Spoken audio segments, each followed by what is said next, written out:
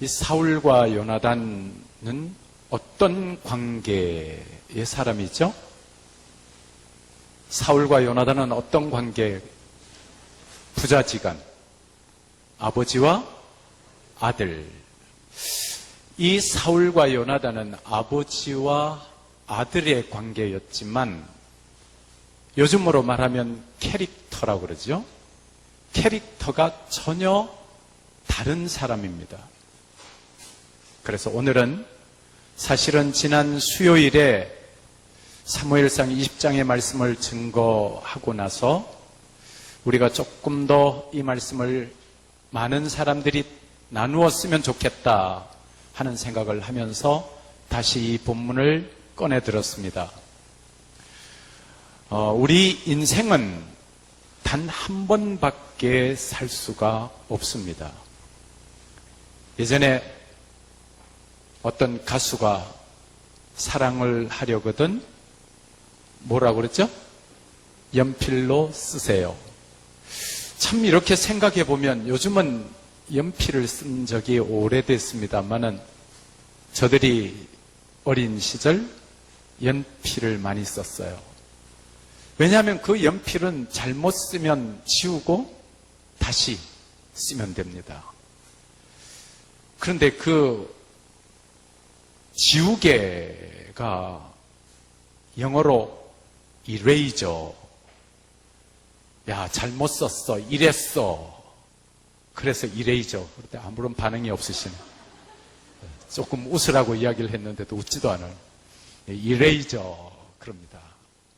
근데 인생은 잘못 살았다고 해서 또다시 살 수 있는 게 아닙니다.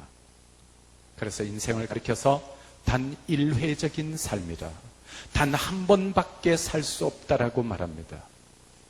단 한 번밖에 살 수 없는 인생을 누구나 실패하지 아니하고 잘 살기를 원할 겁니다. 근데 어떻게 하면 잘 사는 삶을 살겠느냐?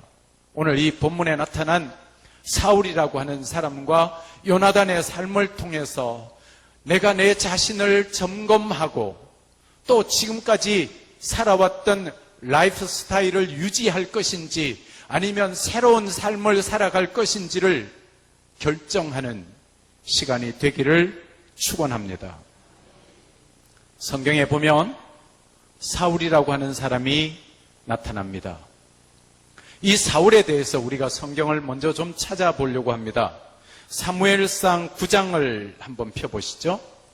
성경을 오늘은 좀 찾아가면서 말씀을 나눌 텐데 사무엘상 9장 20절에 보면 이 사울이 잃어버린 암나귀를 찾던 사람이라고 하는 것을 알 수가 있습니다. 20절을 제가 읽을게요. 사흘 전에 잃은 내 암나귀들을 염려하지 말라. 찾았느니라. 온 이스라엘이 사모하는 자가 누구냐? 너와 내 아버지의 온 집이 아니냐 하는지라. 여기에 21절을 봅니다. 사울이 대답하여 이르되 다 같이 나는 이스라엘 지파의 가장 작은 지파 베냐민 사람이 아니니까 또 나의 가족은 베냐민 지파 모든 가족 중에 가장 미약하지 아니하니까 당신이 어찌하여 내게 이같이 말씀하시나이까. 지금 이 말씀은 무슨 말이냐 그러면 사무엘이라고 하는 선지자와 사울과의 첫 만남입니다. 사무엘이 사울을 너를 이스라엘의 왕으로 세우겠다 이렇게 이야기했더니 사울이 뭐라고 이야기하는가 하면 아니 나같이 보잘것없는 사람을 높이 세운다는 게 말이 됩니까? 뭐냐고 하면 이 사울은 무슨 지파의 사람? 베냐민 지파의 사람.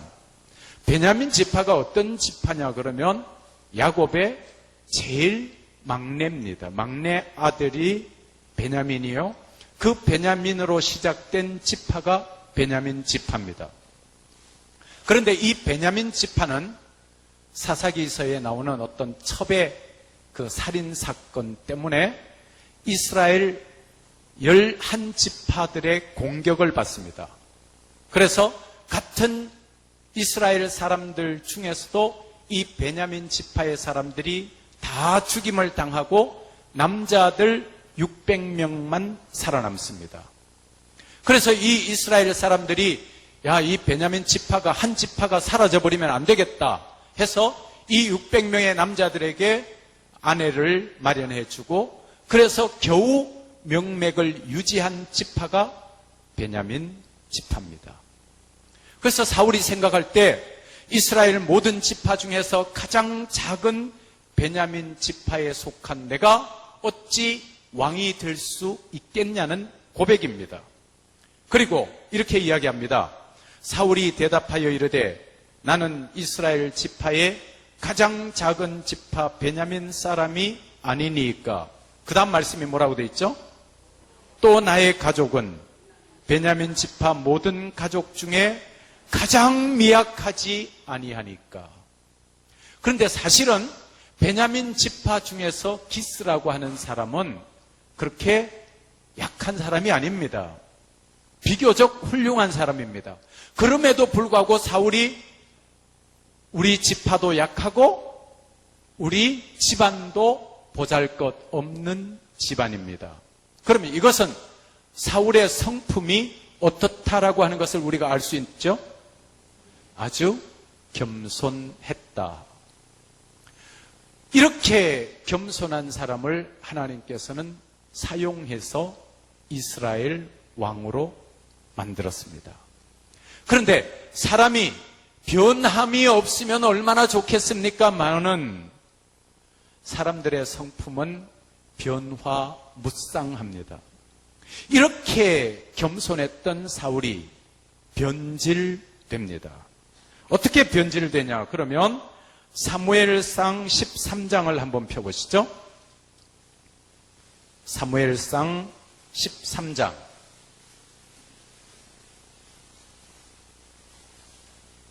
사무엘상 13장 12절 말씀을 제가 읽어보겠습니다.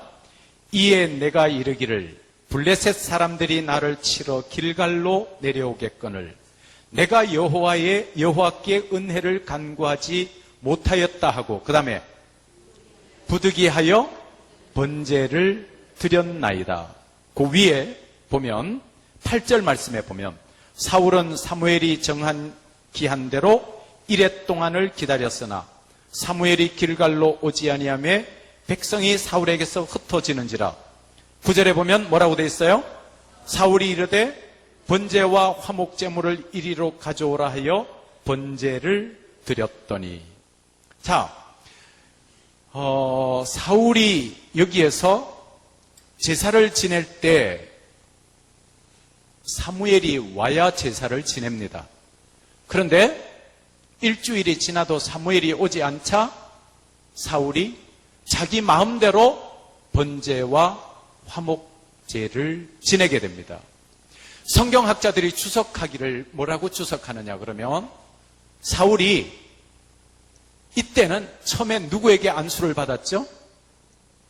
누구에게 안수를 받았어요? 어려워요? 다시 누구에게 안수 받았다고요?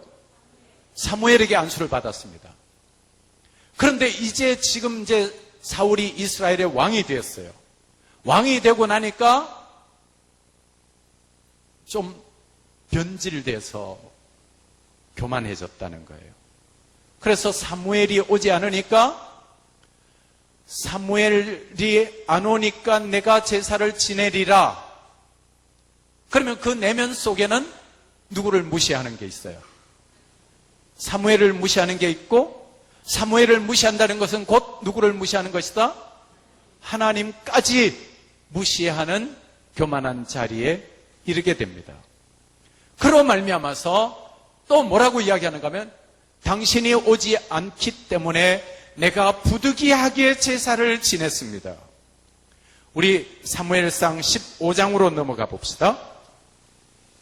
사무엘상 15장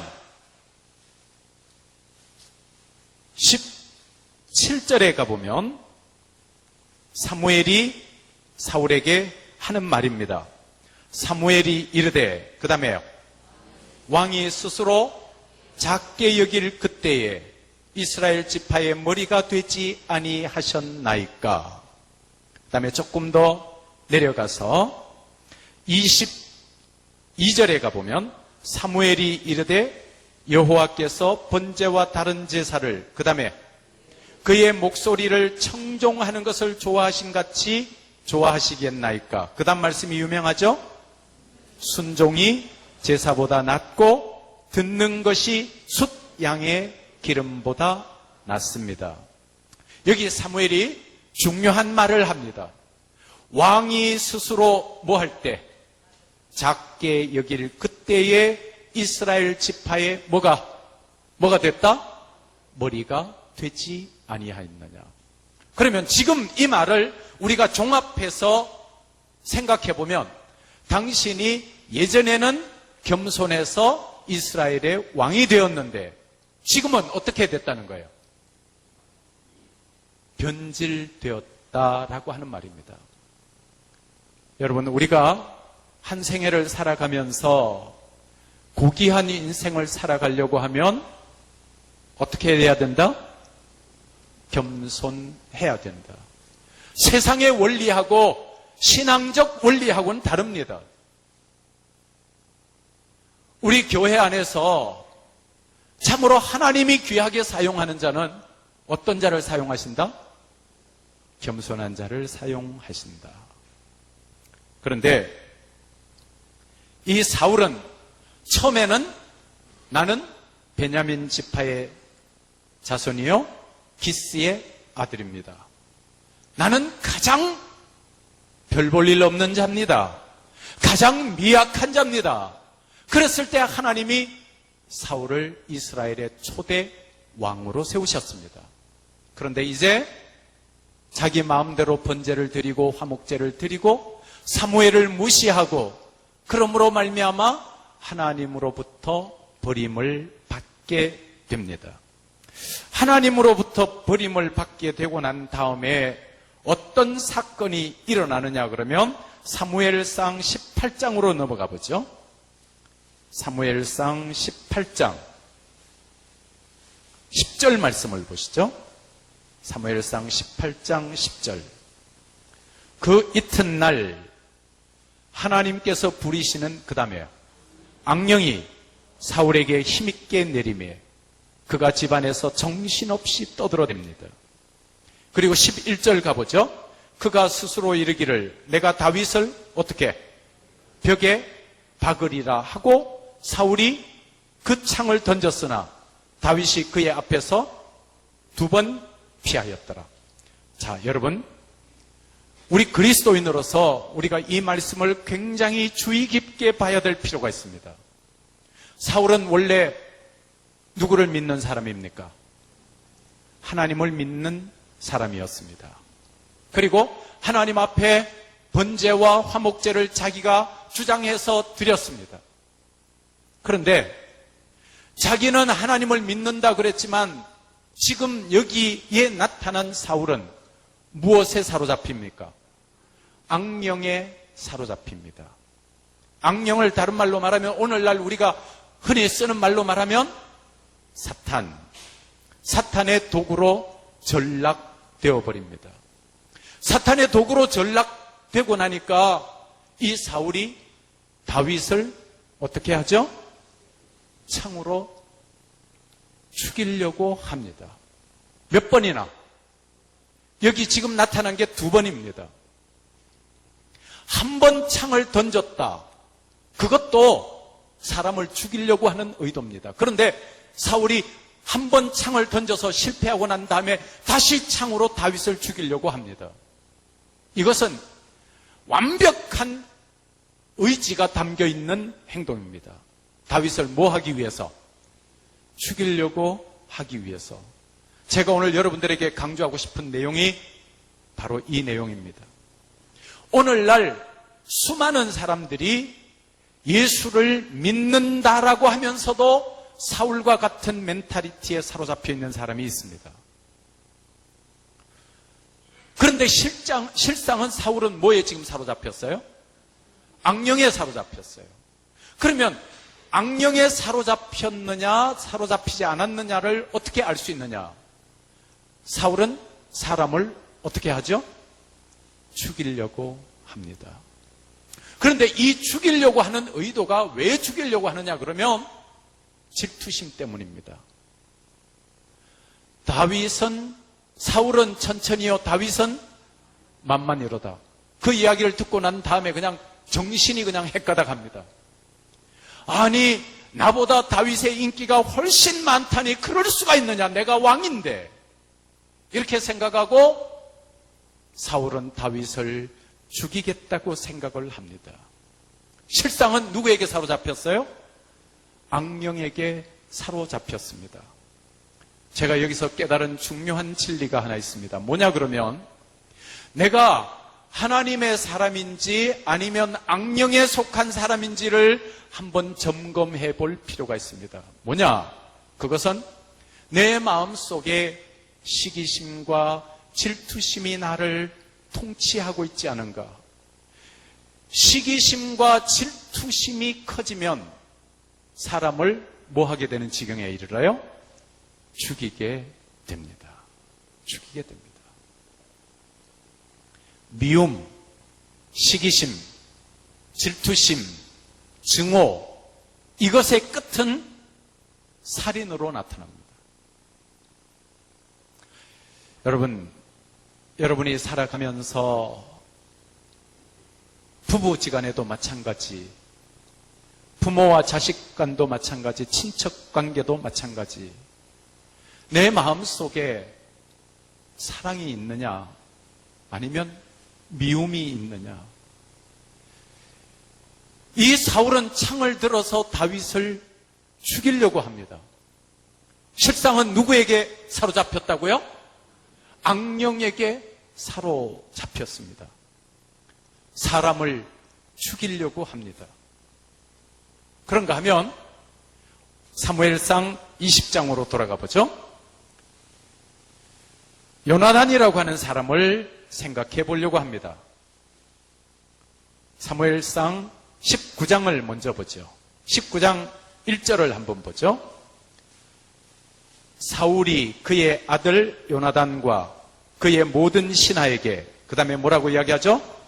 다윗을 죽이라 말하였더니, 그 다음 보세요. 사울의 아들 요나단이 다윗을 심히 좋아하므로 2절에 보면 그가 다윗에게 말하여 이르되 내 아버지 사울이 너를 죽이기를 꾀하시느니라. 그러므로 이제 청하노니, 그 다음에 아침에 조심하여 은밀한 곳에 숨어 있으라. 여기 사울의 아들이 요나단이에요. 그런데 이 요나단은 다윗을 죽이려고 합니까? 살리려고 합니까? 살리려고 합니다. 아버지는 죽이려고 하고 아들은 살리려고 합니다. 그리고 난 다음에 4절을 보면 요나단이, 사무엘상 19장 4절입니다. 요나단이 그의 아버지 사울에게 다윗을 칭찬하여 이르되 원하건대 왕은 신하 다윗에게 범죄하지 마옵소서. 그는 왕께 득죄하지 아니하였고 그가 왕께 행한 일은 심히 선함이니이다. 이렇게 이야기를 합니다. 자, 여기에서 저는 오늘 예수 믿는 사람들은 어떤 라이프 스타일을 가져야 될 것인가를 분명하게 정리하시길 바랍니다. 예수 믿는 사람들은 사람을 죽이는 사람, 살리는 사람, 살리는 사람입니다. 그런데 사울은 사람을 살리는 사람, 죽이는 사람. 왜? 뭐 때문에? 악령에게 지배를 받아서. 여러분, 살아가는 인생의 삶을 우리가 단 1회적인 삶을 산다고 그랬습니다. 단 한 번 살아가는 이 인생을 미움과 증오와 시기심과 질투심 때문에 사람을 죽이려고 하면 그것은 곧 뭐의 도구가 되는 것이다? 사탄의 도구가 되는 것이요 악령의 도구가 되는 것이다. 그런데 이 요나단은 사람을 뭐 하는 사람? 살리는 사람이 됩니다. 그래서 이 요나단이 다윗과 이야기를 합니다. 뭐라고 이야기를 하는가 하면, 내가 만약에 아버지가 너를 죽이려고 하면 내가 너에게 사인을 보낼 것이다. 오늘 역대상 20장의 내용이 그 내용. 무슨 사인을 보내느냐 그러면, 네가 들판에서 숨어 있어라. 그러면 내가 화살을 쏘겠다. 화살을 쏘고 난 다음에 아이에게 화살이 너의 앞에 있지 아니하냐라고 하는 말을 하거든. 너는 그때 즉시 도망해서 너의 생명을 유지하라. 어떤 의미에서는 요나단과 다윗은 정적의 관계가 될 수 있습니다. 다윗이 죽으면 요나단이 쉽게 왕이 될 수 있습니다. 그럼에도 불구하고 하나님의 사람은 죽이는 사람입니까? 살리는 사람입니까? 살리는 사람입니다. 제가 이 말씀을 보고 무슨 생각을 했느냐 그러면, 단 한 번 살아가는 우리의 삶 속에서 나는 내 인생을 어떻게 살아야 될 것이냐, 행복한 교회에 나오는 여러분은 어떻게 인생을 살아야 될 것이냐, 마음속에 동인, 내가 행동하게 만드는 원인, 동력의 원인, 내가 말하는 행동의, 말하는 말의 원인, 내가 행동하는 행동의 원인이 살리는 사람, 죽이는 사람, 살리는 사람이 되기를 축원합니다. 여러분, 미움의 끝은 뭘까요? 살인입니다. 내가 어떤 사람을 미워하지 않습니까? 미워하면 그 미움은, 만약에 그 미움을 끝까지 키워가면 살인으로 나타납니다. 세상에 가장 가까운 사이가 뭐죠? 부부 사이. 부부가 사랑해서 가정을 이룹니다. 그런데 살다가 보면 부부싸움 하나요, 하나요? 해요? 그래요. 좋습니다. 제가 이렇게 물으면 어떤 사람은 그렇다고, 목사님은요? 그럼 곤란한 질문을 하지 말라고요. 부부싸움을 하죠? 부부싸움을 하는데, 할 때도 어느 레벨을 지켜야 돼요. 그래서 이 말을 미국의 그 갈등 전문 학자는 벨트 아래를 치지 말라라고 하는 표현을 써요. 부부 싸움을 할 때 그 문제만 가지고 이야기를 하다가 감정을 낮추고 대화를 해야 됩니다. 그런데 이게 부부 싸움 하다가 옛날 이야기부터, 야, 너 시집 올 때 뭘 가져왔어? 부터 시작해서 너 친정 아버지가 나한테 어떻게 했고, 너 또 시아버지가 어떻게 했고 까지 나오면 이게 걷잡을 수가 없어요. 이게 무한히 확대가 되면 살인까지 이르게 됩니다. 미움의 끝은, 그리고 살인을 하지 않게 된다 할지라도 부부싸움하는 그 순간은, 미움이 서로 가득 차 있는 그 순간은 서로에 대한 감정은 완전히 악령에 사로잡힌 감정이 됩니다. 그래서 사람들은 디보스, 이혼도 하고 갈라지기도 하고, 또 그 상처가 두고두고 부부 사이를 괴롭힙니다. 사랑하는 교우 여러분, 여러분들의 말하는 말 하나가, 여러분들이 행동하는 행동 하나하나가 다른 사람을 죽일 수도 있고 살릴 수도 있습니다. 그러면 사울의 멘탈리티를, 우리가 사울의 라이프 스타일을 따라갈 수도 있고 요나단의 라이프 스타일을 따라갈 수도 있습니다. 사울의 라이프 스타일은 뭐 하는 스타일? 죽이는 스타일. 요나단의 라이프 스타일은 살리는 스타일. 요나단은 그 속에 믿음이 있었고 사울의 믿음은 변질되어 버렸다는 거예요.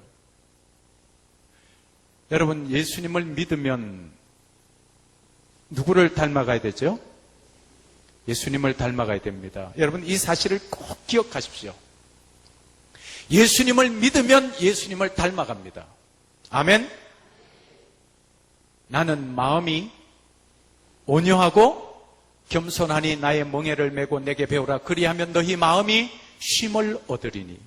여러분, 우리가 예수님의 마음을 닮아가서 온유한 마음과 겸손한 마음을 가지면 우리의 마음이 평안한 마음이 됩니다.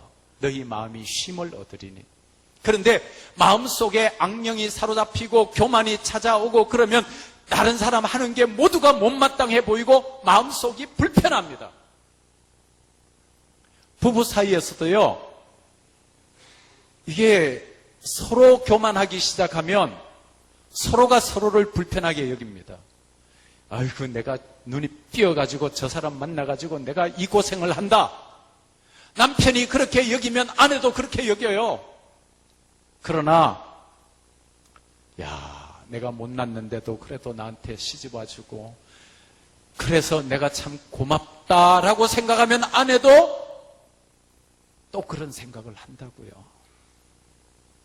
그러니까 여러분들이 더구나 행복한 교회에 나오는 교인들이 살아가는 삶에 있어서 내 마음속의 근본 원인이 중요한 거예요. 나는 사람을 살리는 사람인가? 죽이는 사람인가? 또 좀 더 내려가 보면 겸손한가? 교만한가? 우리 어떻게 살까요? 어떻게? 겸손하게 살면 행복해집니다. 아멘? 그리고 우리 성경을 조금 더 찾아보겠는데 요한 1서를 한번 펴보십시다. 요한 1서 4장. 요한 1서 4장 7절을 우리가 다 같이 한 목소리를 한번 읽어볼까요? 요한 1서 4장 7절 시작.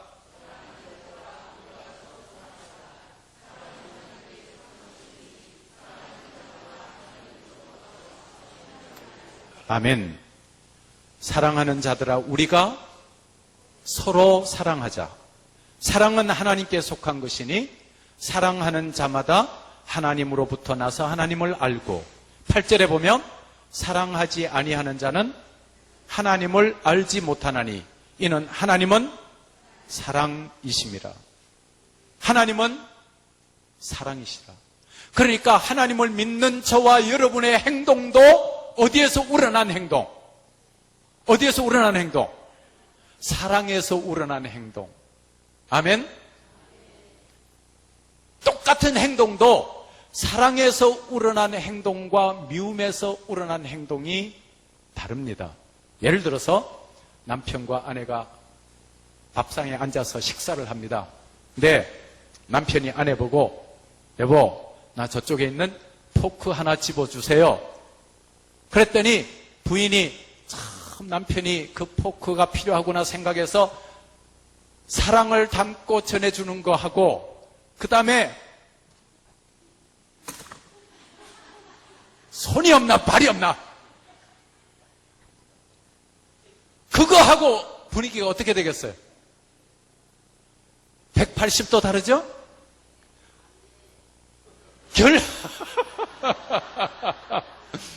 결과는 하여튼 전해주기는 전해줬어요.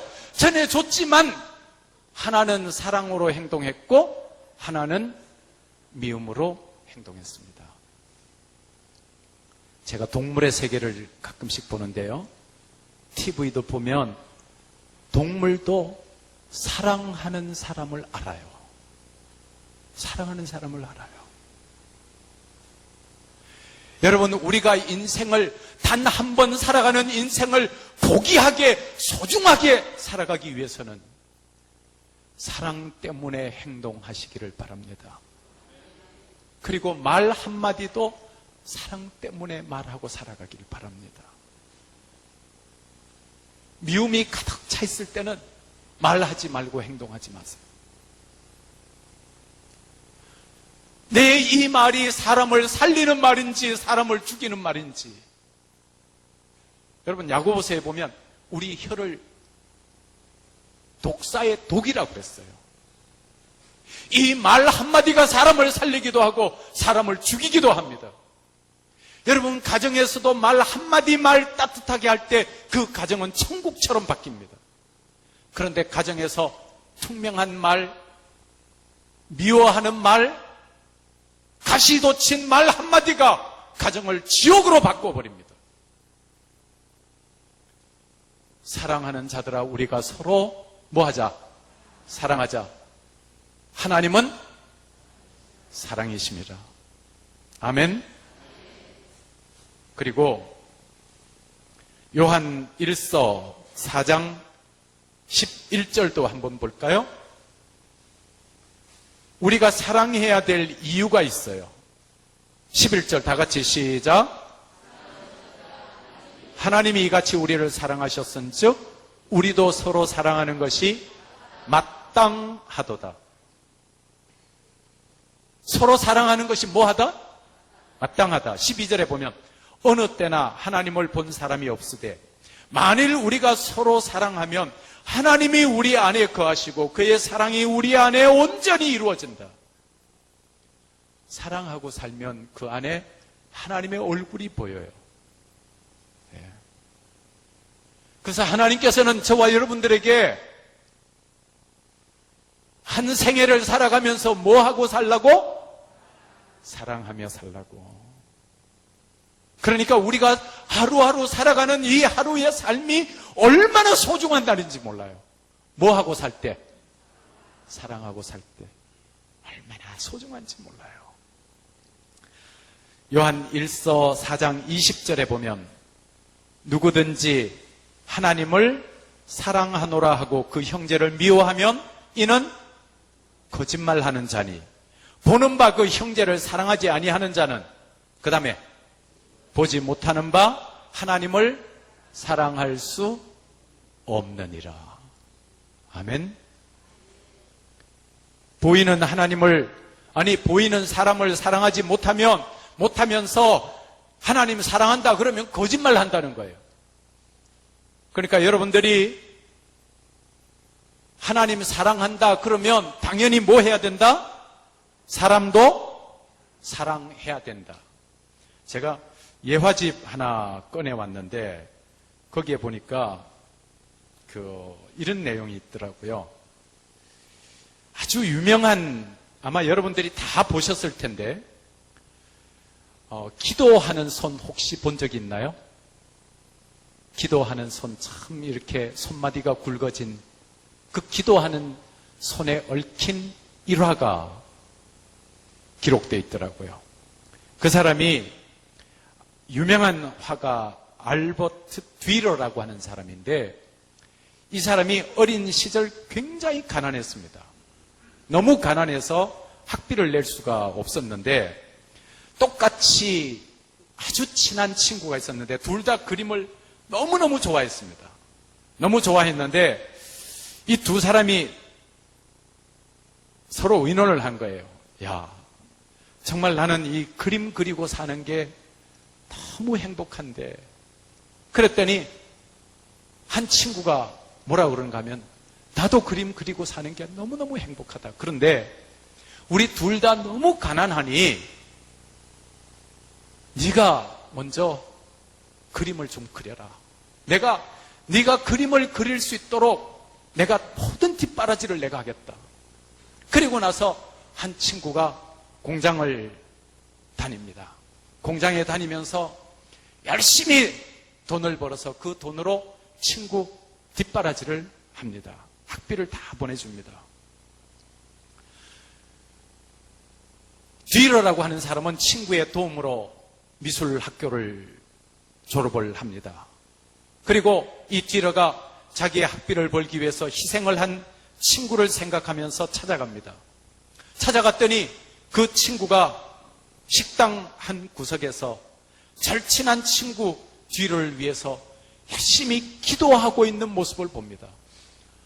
제가 공장이라 그랬는데 공장이 아니고 아마 식당에서 일한 것 같네요. 식당으로 나오니까. 그 식당에서 모든 그릇들을 다 치우고 설거지를 다 마친 후에 친구가 아주 굵어진 손을 모아서 뒤를 위해서 기도하고 있는 모습을 바라봅니다. 이 뒤러가 그 친구의 손을 바라보면서 감동의 눈물을 흘립니다. 그리고 그 손을 스케치한 것이 그 유명한 기도하는 손입니다. 여러분, 우리가 살아가면서 자식을 사랑하든 친구를 사랑하든 내 삶으로 말미암아 다른 사람의 삶에 유익이 될 수 있는 존재, 내 존재로 말미암아 다른 사람의 삶에 유익이 될 수 있고 다른 사람을 살릴 수 있는 존재가 되기를 축원합니다. 기도합시다.